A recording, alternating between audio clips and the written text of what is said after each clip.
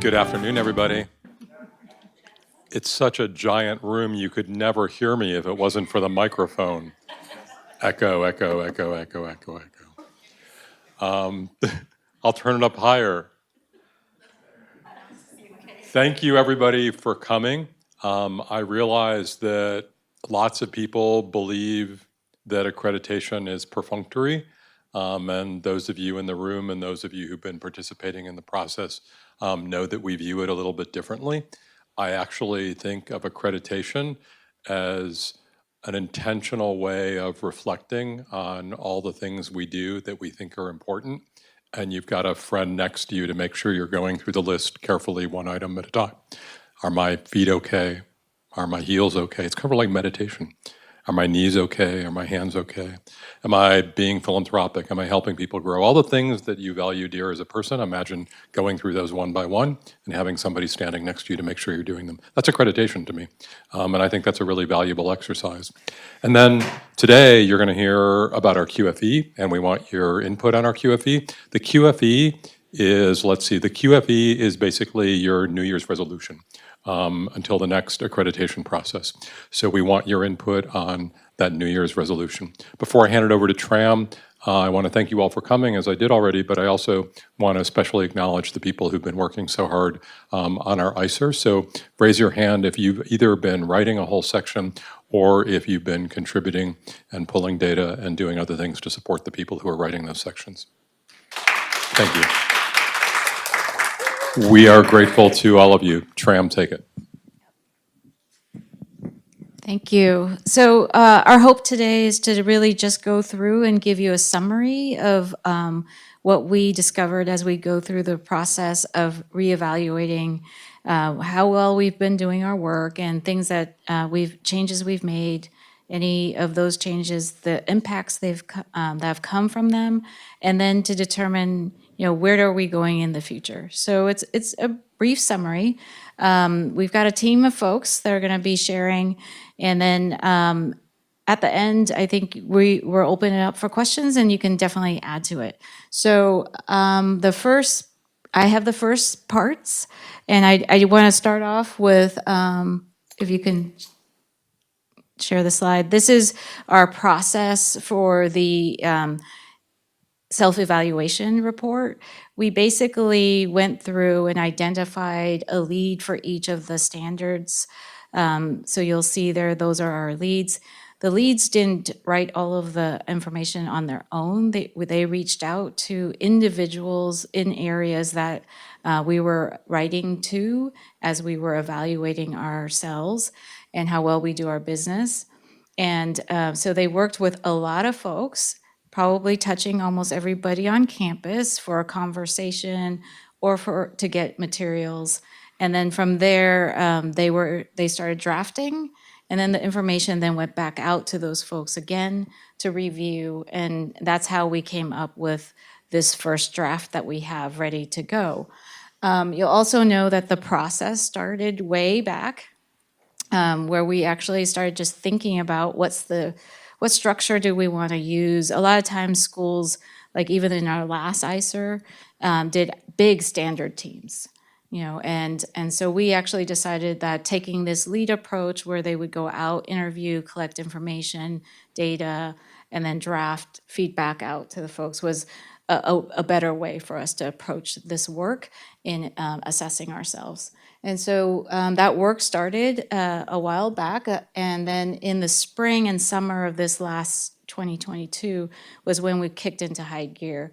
And some of the areas kicked into high gear earlier than others, but that's really when we did a lot of the interviews and gathering of information.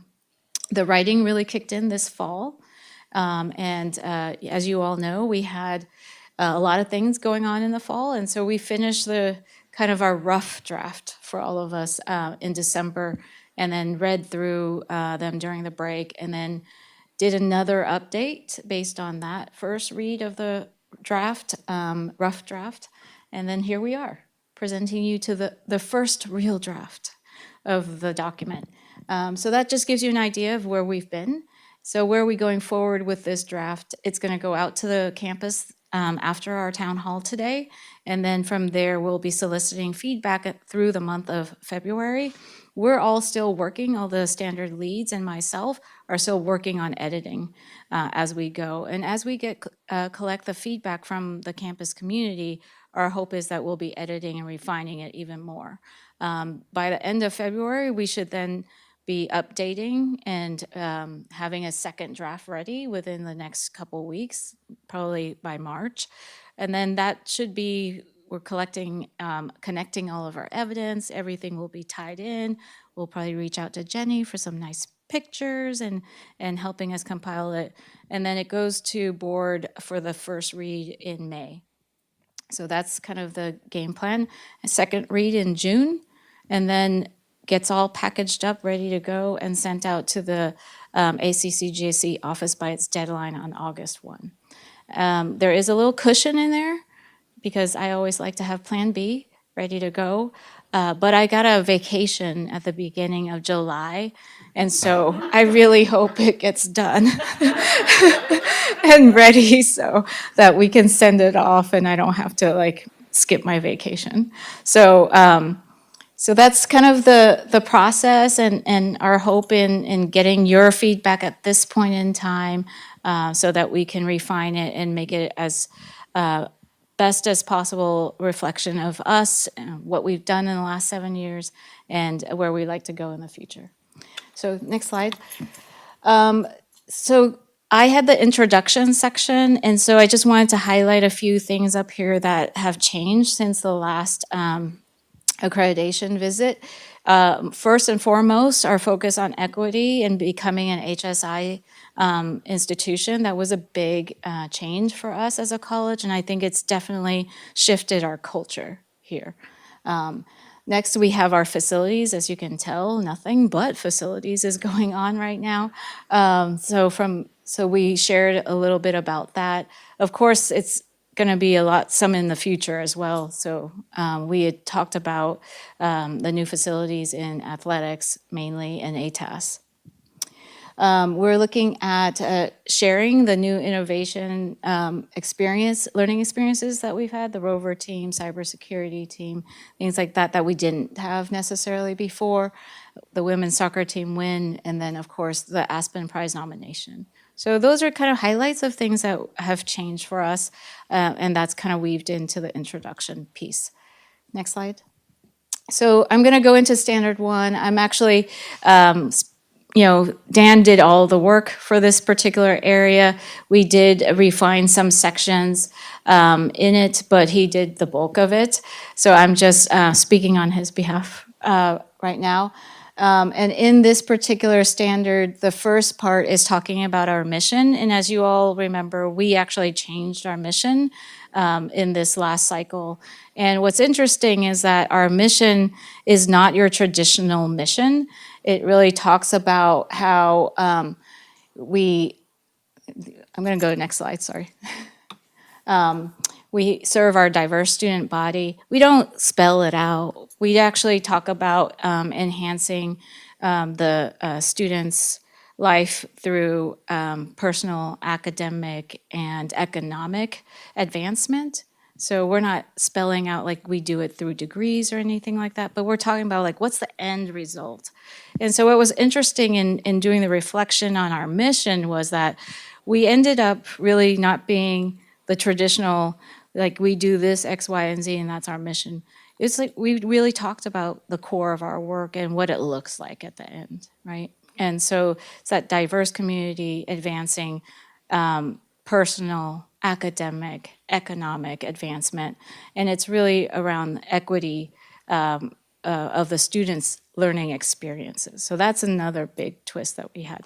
So you'll see that we're starting to, as I reflected on this and the change and the things that we're seeing that have been done, like with the Rover project, cybersecurity, things like that, we're seeing glimpses of us switching from just learning but also to moving into like learning applications and learning experiences for students. So it's a little, you'll start to see that already as we go through the eval. The next piece, as you can see, I'm not reading it for you. I'm just giving you highlights in addition, if you can go to the next slide. This next slide was talking about assuring academic quality.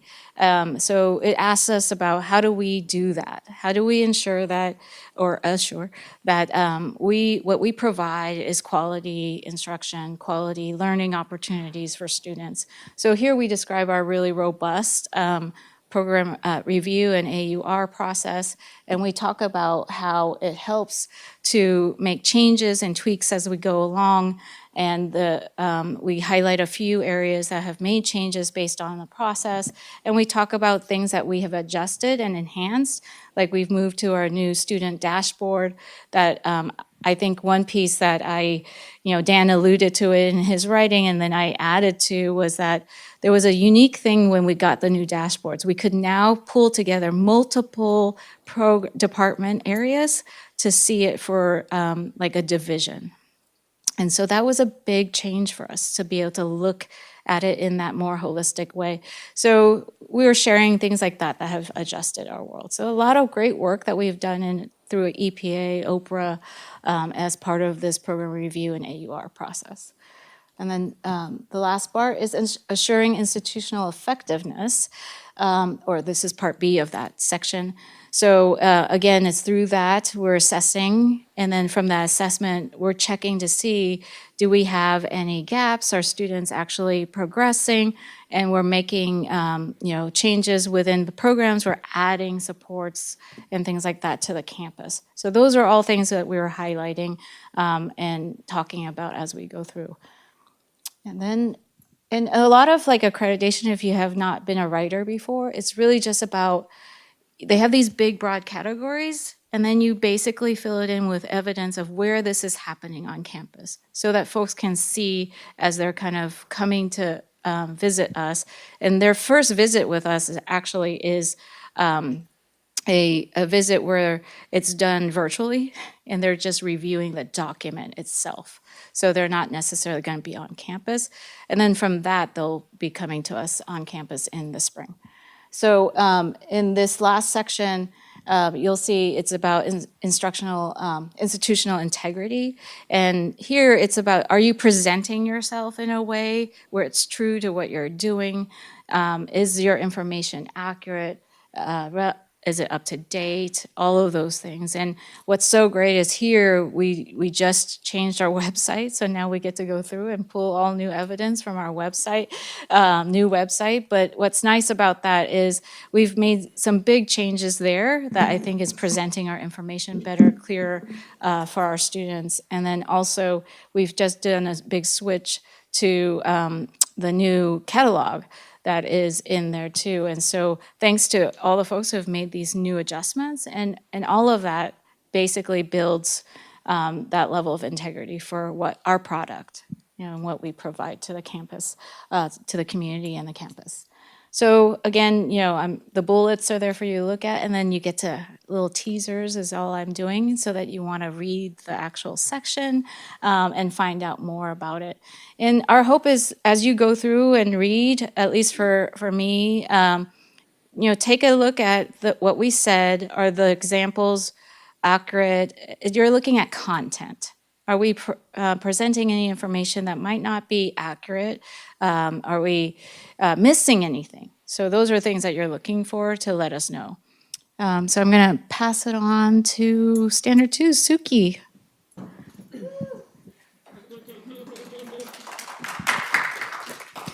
Thank you. You're too kind. So this is the second time that I have written Standard 2A, or actually this is the second time I've done 2A. This is the first time that I've done the entire standard. I like to say that Standard 2 is basically, are we a college? And then my answer is yes, and then I'm like, I'm done. But really, so when Tram was talking about, I kept track of about 25 interviews, and then after that I stopped. And I'm looking at 4 people that I know I talked to again. So that puts me at almost 30. And then I'm thinking, Kathy, damn. So I'm at least definitely, and so it's a lot of people to talk to. My particular method is I take copious notes because I'm really fast at writing stuff. I guess. And so then what I'll do is I'll write it up and then I'll send it to the person that I've just talked to, just to make sure that I'm accurately representing what they've had to say. And that makes the process, I think, a little bit cleaner, because then I'm feeling pretty confident that the report is saying what they have said. And then if there's an issue, it's more along the lines like, Suki, why did you put that in there? And so then it's like, okay, let's go back and let's think about that. One of the things that I think about, especially with my particular standard, is that when I wrote it the first time in 2015, I had a friend from the department who had mentioned that at his old college, somebody just like redid the reports from the previous cycle and then just uploaded them. And especially this time around, it really kind of highlighted for me why that's a bad idea. Because if that's what you're doing, you're basically saying that your college hasn't grown and that it hasn't changed. And with every report, I think there was one where I really didn't have to do much, but with every report, we've done something differently. We're changing, we're growing. And I think that that is what is reflected there. So go ahead and go to the next slide.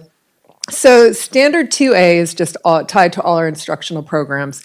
There's 16 reports in that area. Laura does not, we had a conversation because she had to compile all of them and she's like, could you just do that in the future? And I was like, yeah, I can do that.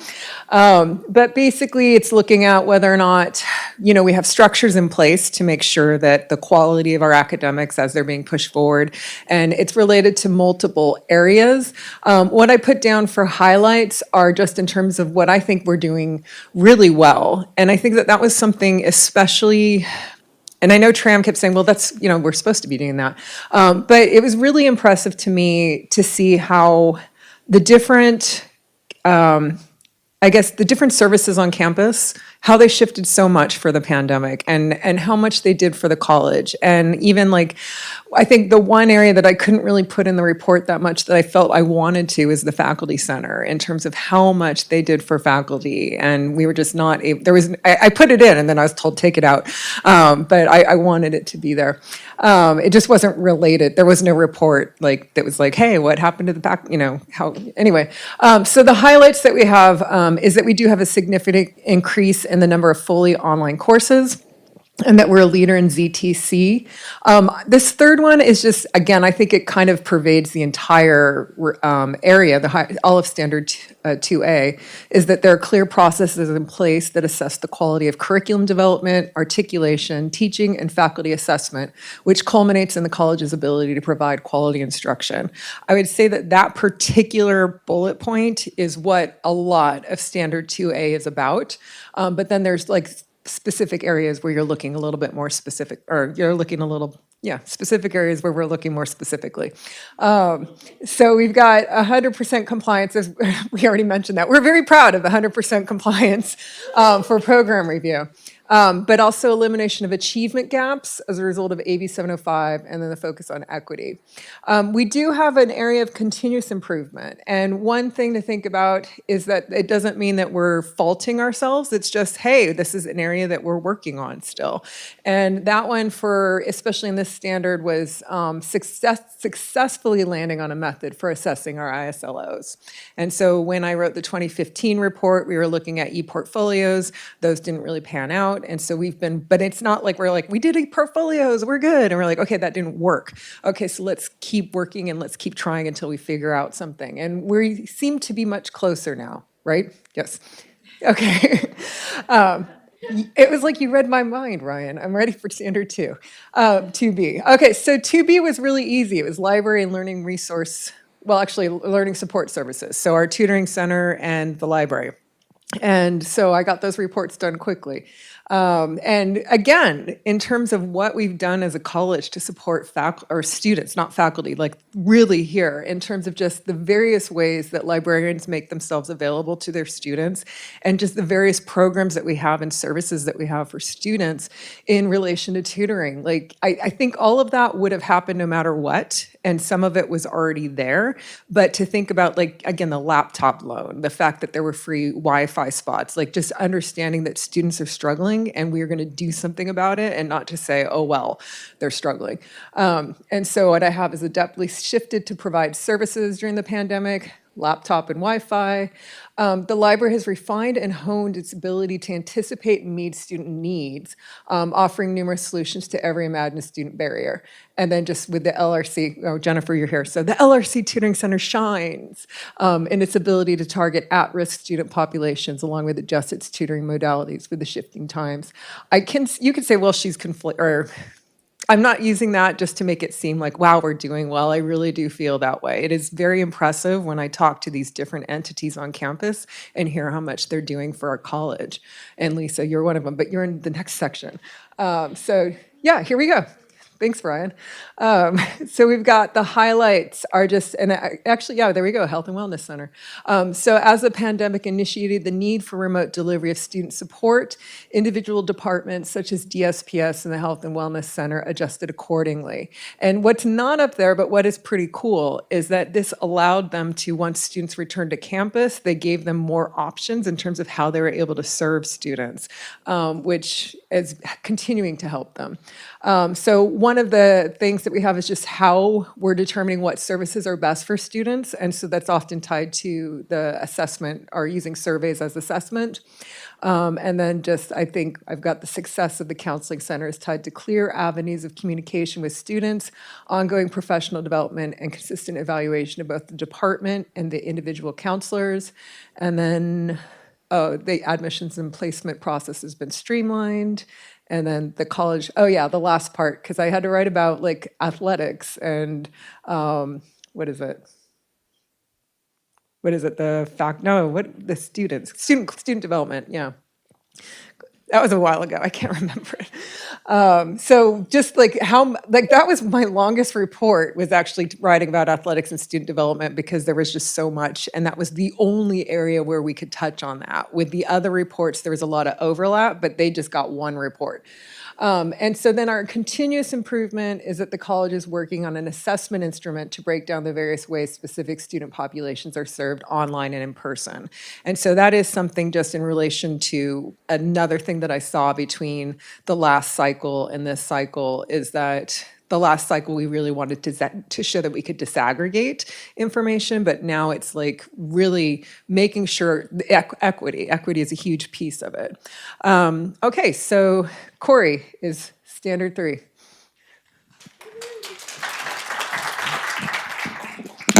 So standard 3, I was fortunate to have the standard. Obviously, in a basic aid district, we know that we have resources. So, that always makes writing this a whole lot easier, because it's all about, do you have resources? But not only that, but how do you use them?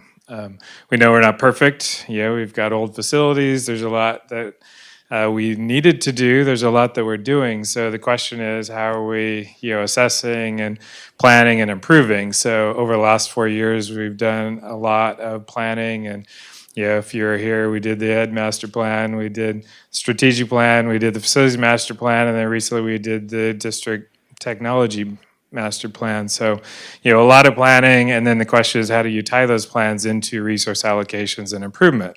So it's very clear as we went through this that, we have effective planning processes and we actually implement those plans. So the connection between planning and resource allocations has always been a key component of the evaluation process and accreditation. So it's always good to see that. When I got here, we had a sustainability plan, and I heard, it sits on the shelf and nothing was done. We don't want that.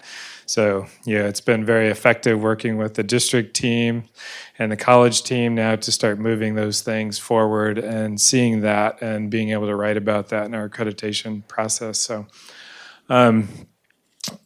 with that, I just want to give thanks to certainly our district services team. HR had a big component. We know HR has a very centralized role in our human resources. And then also facilities technology and fiscal teams and risk management provided a lot of input into this. And as we go into 3A, Danielle Heinbach did a lot of the initial writing, and then Roxanne took over and pulled it all together and synthesized it with the evidence. So still working on compiling all the evidence, and I apologize to my team that's picking up the pieces and trying to find all of the evidence documents that I wove into the report in different places, but I know they exist somewhere and we're putting it all together. 3A, not a whole lot of highlights there. I think in the last evaluation process or the ISER, there were issues with the evaluation process, sorry. But I think those, we found good processes and procedures. We're tracking that. We have a good HR team that's really following through and making sure that we do those timely. So we've addressed those issues. We didn't find any significant issues there. In terms of, when I look at continuous improvement, I've got a few comments on some. I look at it as, you're not meeting standards and you got significant things you address, none of that. There's, hey, we have some issues or we need to continue to work on some things to meet the standards or demonstrate that. The ones that I have here, we haven't even really written into the report because they're just things that we identified through the process that were, it's just part of that continuous improvement as you assess things and identify things that you need to continue to work on. So as you see that woven throughout, they're really not things that are significant in the grand scheme of accreditation, but just things that we're continuing to work on. Physical resources, I mentioned, we have a facilities master plan. We're executing that plan every year. We go through the process. So, not only, do you have those things, but how well do we define the process? How well do we communicate the process? And then how do we document that and show that? So all of that's woven into our committee structure. So very easy.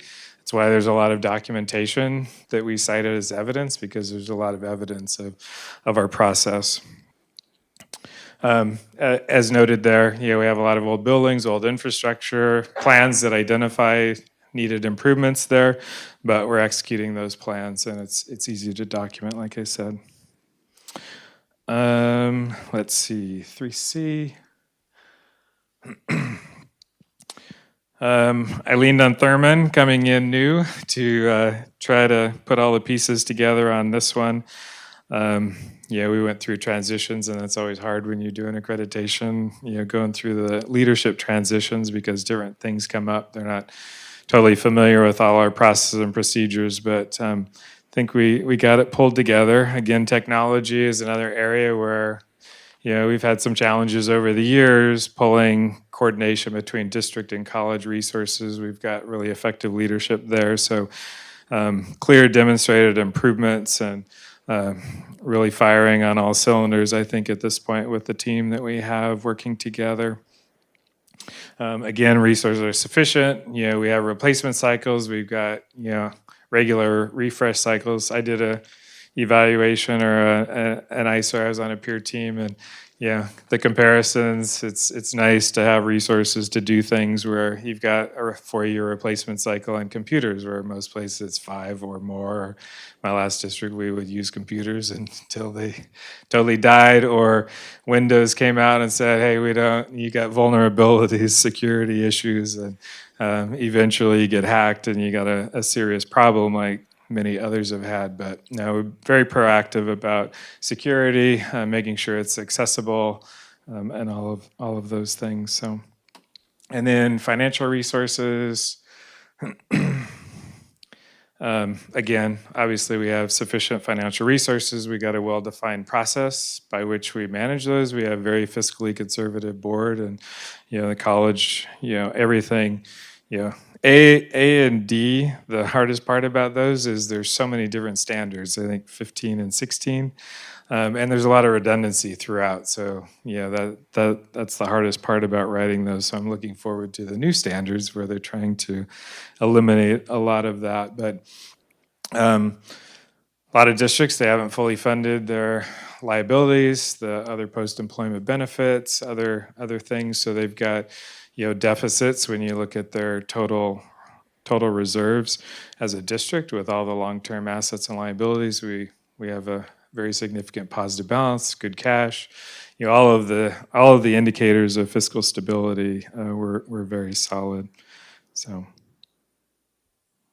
any questions?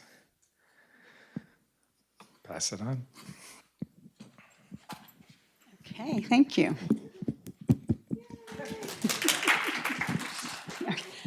Thanks, Corey.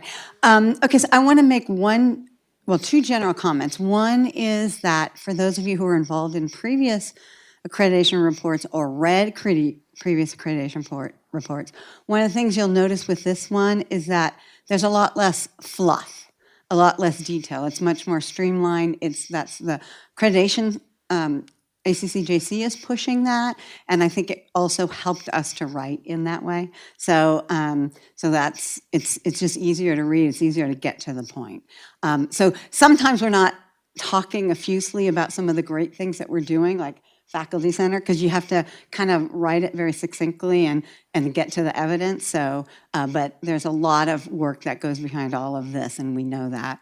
The second really important point I want to make is that this isn't about individuals. It's not about people who are currently employed here as much as it is about what do we have in place? What are the structures, systems, policies in place to do the work that we need to do as a college? So it's written in that very general way. So this slide full is standard 4. This is the one I wrote about, which is leadership and governance. So it's looking at our leadership structures throughout the college, the roles that people play, the different governance groups, policies that set those roles, and the structure we have in place. Particularly, I spend a lot of time talking about participatory governance and the importance of participatory governance in our structure.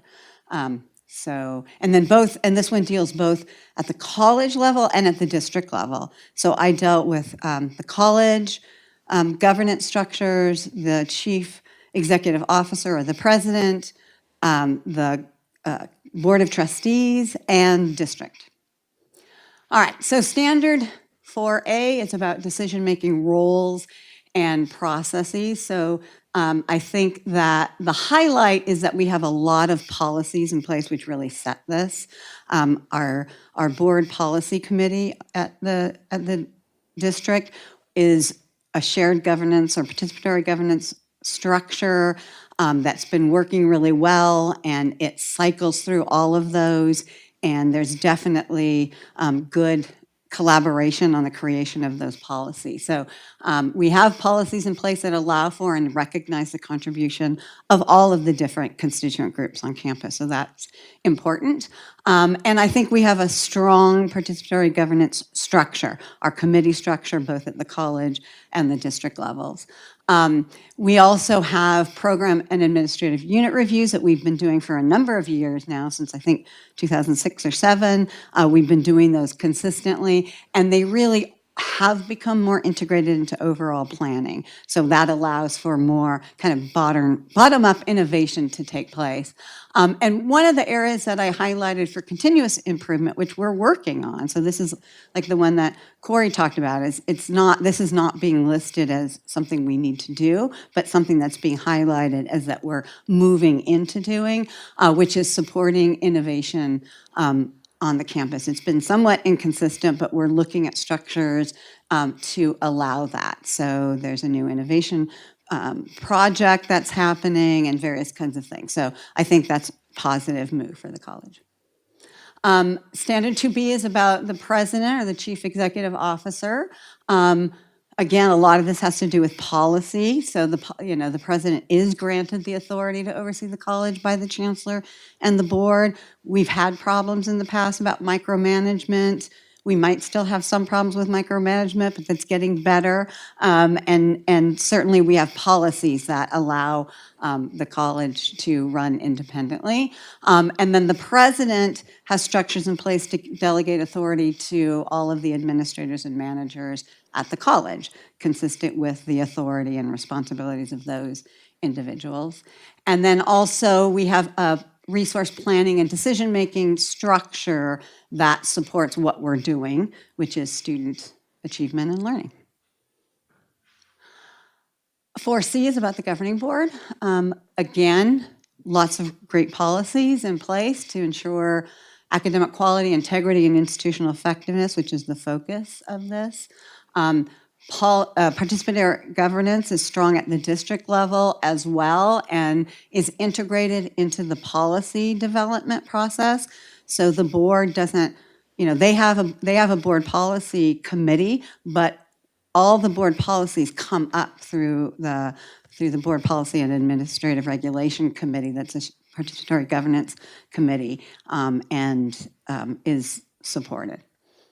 The recent redistricting of the trustee areas allows for better community representation. So I talk about that in terms of equity and representation, and I think we'll see positive changes because of that redistricting.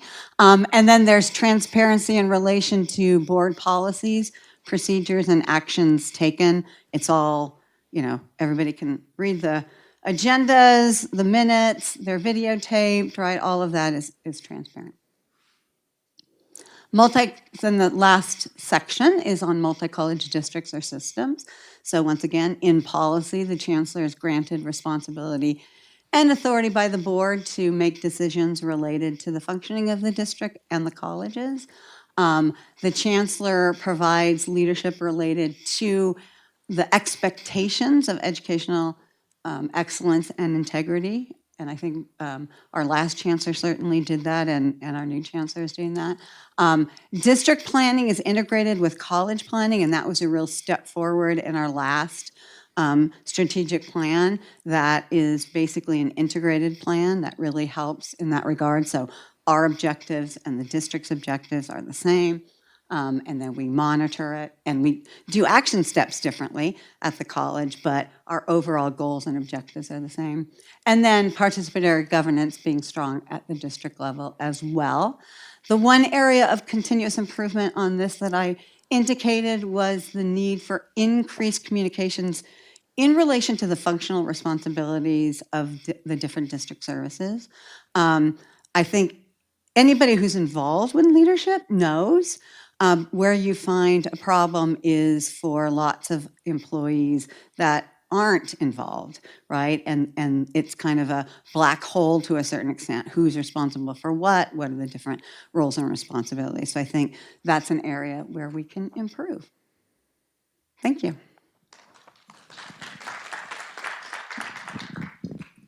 So back to visioning for the future here.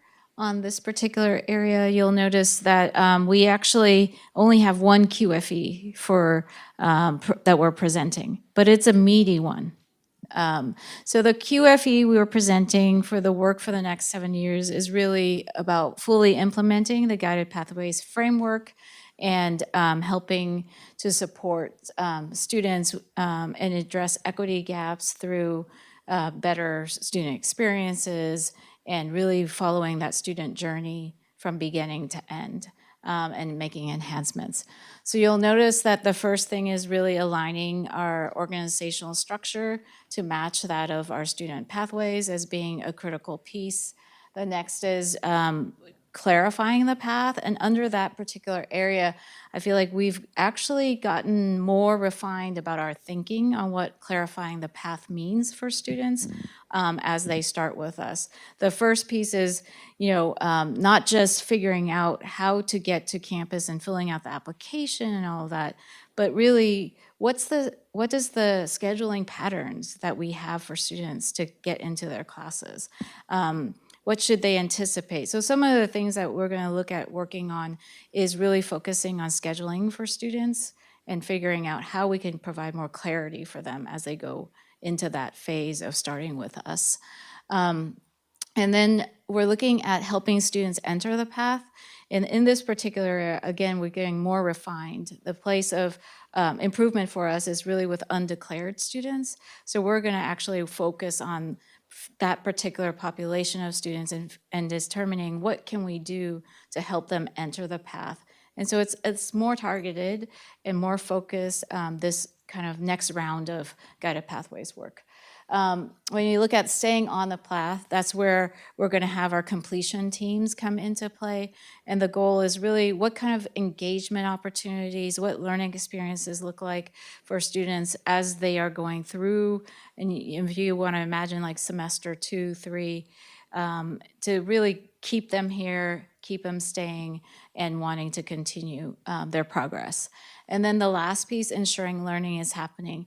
What's been really exciting over the last couple of years is we've really focused our ensuring learning beyond the classroom.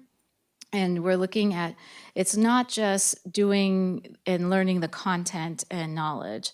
It's really about taking that, doing analysis, and then I think the other piece is interpreting it and applying it. And so this last category is really figuring out how do we create and expand those learning experiences for students so they can actually show us that they are able to apply that learning in real life. So we've, again, been really working hard on trying to enhance our work experience opportunities for students.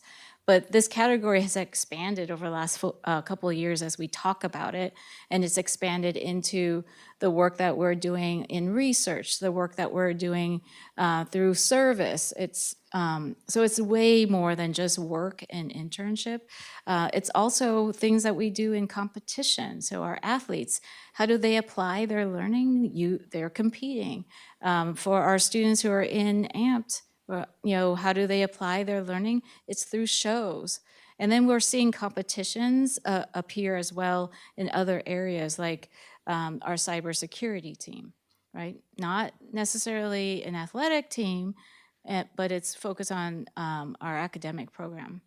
So you'll see that this is the hope for us, is to really take these little nuggets that we've done and really create a systematic way of ensuring that students have these opportunities, learning experiences as they go through and at the end, and using that to then help apply the fact that that demonstrates the fact that they've learned through our college. And then the last bit was tied to surveying. I think there was a continuous improvement area about ISLOs. And so we did pilot a graduate survey, and so we'll be adding that into this category as well to ensure that students are learning, that we would continue that work and potentially do it again and see the progress for students as we go along. So that's the presentation for our accreditation ISER and our QFE. I'll open it up now if you have any questions for myself or any of the team folks. Thoughts? And definitely want you to go read this section too, just to make sure it's like a table format so you can see if there's any activities that we might want to add. Key thing is we wanted to keep it broad enough, but specific enough so that folks would know this is the direction we're moving in the future. So, okay. Give folks a minute to think about questions.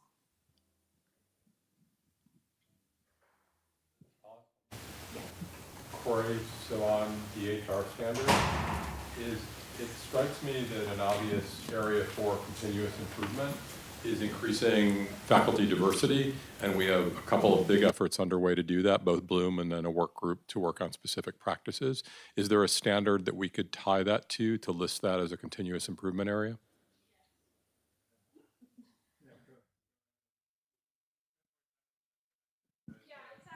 Here, hold on. Hold on. Sorry. Yeah, the different questions in Standard 3A, I believe there's 14 different items, and there are items related to the different classifications of employees, and there's also specific questions around supporting diversity. So there are opportunities to speak to that further.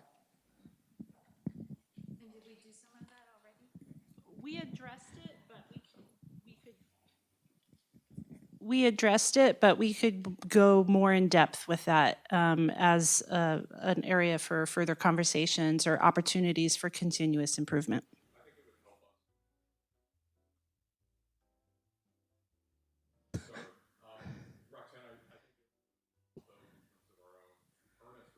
But also to obviously appear to evaluators that we are being reflective about it, because it's a really important effort for us. Thank you. That's a great catch. So we're looking for little tidbits like that. Like, we're doing really great work, and part of the evaluation process is challenging. Sometimes, I don't know about you, but if you've ever had to do a resume after like 10 years, you're like, oh, what are all the great things we have done? You know, you can't remember sometimes. So it's great to have everybody think about, like, are we missing any big nuggets like that?